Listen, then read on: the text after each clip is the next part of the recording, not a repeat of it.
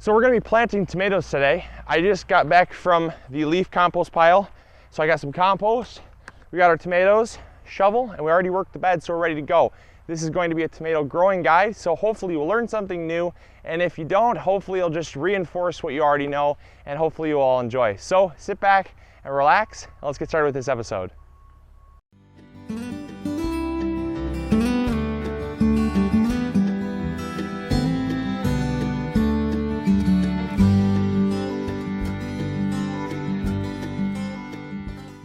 So, since this is a tomato growing guide, we're going to talk about the basics first. We're going to start with fertilizing, pH, watering, and then some tomato care tips. We're going to be planting this along the way, so let's get started here.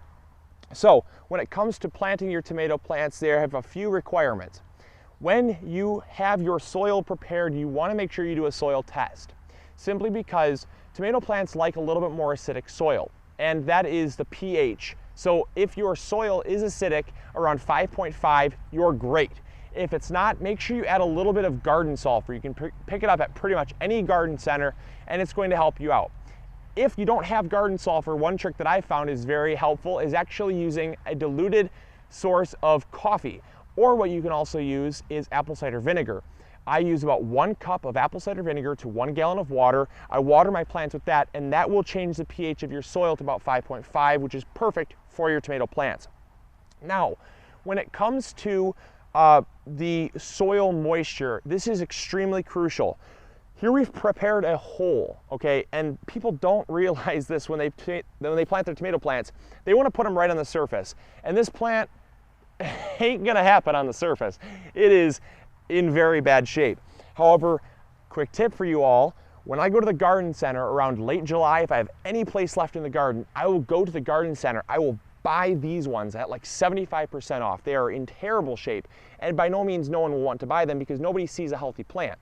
But I see a healthy plant because it's a tomato plant, and tomato plants are so easy for young gardeners because of the fact that they're a vine, and they grow so well because they root all along their stem, and that is what makes a tomato plant so magical. And so when you dig your hole, dig it deep, dig it so deep so that there's just a little bit of foliage up at the top here, and that will ensure that you have even soil moisture. Because if you don't have even soil moisture, there's going to be a few things. You're going to notice that your tomatoes will crack. Tomato cracking results when you have your soil dry out and the plant dehydrates, and then you give it a whole lot of water again, and the fruit itself can't catch up to how much water it was just given, and they will actually crack, ruining all of your fruit. And that's never fun.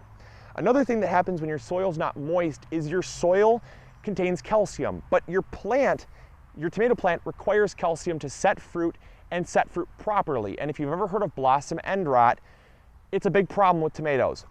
What happens often is that people don't have good soil moisture, so the plant can't even take up the soil or the calcium that's in the soil. So oftentimes you have lots, but you're just not giving it that moisture so that it can uptake that calcium, because that's one of the crucial things in order for the tomato plant to take in the calcium is there needs to be water. So that's what we're going to do is we're going to plant it extra deep because it takes a lot of time for the soil to actually dry out when it's down deep like that, because the top of the soil will always dry out, but the bottom of the soil always seems to be nice and damp for you. So now that we have this in the hole here, we're going to take it out of the pot. We're going to see how root bound this baby is. It's very root bound. And so I'm just going to loosen up these roots. You don't have to be gentle with them, just kind of untangle them so they can start roaming free through the soil again. And then what I'm going to do is I'm going to put some leaf compost.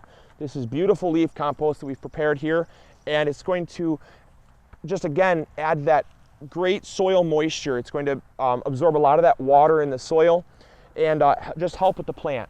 So I'm actually going to clean out the compost. There's a few sticks. All right, so then we're going to plant this in the soil. However, you don't want to plant these leaves. If you plant the leaves, there's a lot of fungus spores in this soil. It's in every soil. It's called blight spores. And if you've ever had green or brown spots forming on your tomato leaves and then working your way up onto the fruit and end up killing the plant, that's blight. And it's a big problem with gardeners. And a lot of people don't know how to even prevent it. They just kind of plant their plant, and whatever happens, happens. They cross their fingers, knock on wood. Hopefully it doesn't happen to me. That's what they always say, but it always seems to. So one way to prevent it is just by removing that green foliage, because when you plant it, anything that is touching this ground is just begging to have blight ride right up the stem and attack the plant. It's just bound to happen. So the way I prevent it is just by planting it deep, but removing all of those leaves and stems, because the stem, when it'll harden up and it'll send out roots. So you don't have to worry about that getting blight. It's just those precious little leaves you want to get out of the soil there. Now that we got this planted up, we're going to talk about fertilizing, because when I first fertilize, I do things a little bit differently than a lot of people. A lot of people say give it a lot of phosphorus. And the reason why they say give it a lot of phosphorus is because tomato plants, when they fruit, they require phosphorus to set flowers, build a good root system, and to set fruit. But the problem is if you don't have an established plant, where's the fruit going to set on? So what I like to do is when I first plant in the springtime, it's about 3 weeks after the last start of frost. The soil temperature is about 60 degrees, ready to be planted. I'll plant that plant and I'll give it a very high nitrogen count fertilizer. I use blood meal. Blood meal is around a 10-0-0 on the nitrogen, phosphorus, and potassium. I'll give it some blood meal, and I'll also give it some worm castings and other stuff to kind of just give it that all-around need. But the thing that I'm focusing the most on is the nitrogen. And nitrogen deals with building a nice green plant, getting it nice and strong for you. Because then once you have the infrastructure built, AKA the plant is nice and tall, you can then start giving it phosphorus. I choose bone meal. I start feeding it phosphorus and I stop feeding it nitrogen around the 4th of July. That will kick it into gear to start setting fruit for you. It's gonna have a nice tall plant. And if you've ever noticed that your plant is just mega green but does not have any flowers whatsoever, you're probably giving it too much nitrogen, and that's a big problem that a lot of people have. And they always ask me, hey, I've got a beautiful plant but no flowers. That's your problem, guarantee you. Now I always get the question about adding eggshells. You can add eggshells to your heart's content, because eggshells is just additional calcium, and you can never have too much calcium in your soil. So add the eggshells. And you can even add on Facebook, you can check out on our other posts there, we actually had a list of 20 different types of calcium that you can give your plants. So check that list out if you don't have eggshells, or you might be vegan and you don't eat eggs. There's a great source of calcium for you to add to your plants. Another thing that I always get is magnesium sulfate, AKA Epsom salts. Everyone always wants to add Epsom salts, and you can. Epsom salts is a great OMRI listed organic source of magnesium for your plant. And magnesium is very important for uptaking that calcium as well. If you have just water and calcium, it's going to do great, but that magnesium helps uptake it even more. It also works with the leaves to make them extra green. It works with it works in partnership with the nitrogen to make those leaves extra green for you, and it just gives you that extra little boost. So what I like to do is about every 2 weeks, I will give it 1 tablespoon of Epsom salts to 1 gallon of water. And if you want to, you can go up to 3 tablespoons into 1 gallon of water, and that's going to be fine for you as well. So I think we've covered about everything. If you have any more questions, comments, or concerns, I'm not sure if you will or not, but if you do, there's no such thing as a stupid question, so post it in the comments box below or shoot it in an email, and I'll be glad to answer it.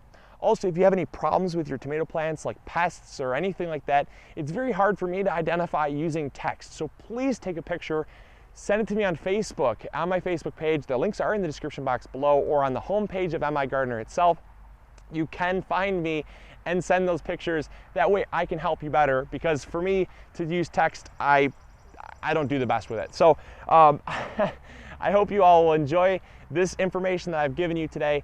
I hope it will help, and I hope it also gets your garden up and growing. And I mean, hey, look at that tomato. It started out in very bad shape, and it's about as straight as you can get it. So now all we're going to do is space it out here. And forgot. That's one more thing that I want to talk about, spacing. Before I forget, before I leave you and let you go out in the garden and get dirty, you want to space your tomato plants 2 feet apart. Don't cram them in your bed, because you're going to notice that as they grow and get big and plump, they're going to get so much foliage that they can't get that airflow around those plants. Part of the reason why you took off these leaves down here is to get airflow around there so blight and other funguses don't come onto the leaves. Hey, spider. So aside from the airflow, it's also going to give you a nice full plant. They're not going to be choking each other out. So 2 feet of spacing, no more or no less than that. But you can give them as much spacing as you want as long as it's more than 2 feet. All right, so until next episode, this is MIgardener reminding you to grow big or go home. And I'll talk to you all later. Thanks, guys. Bye.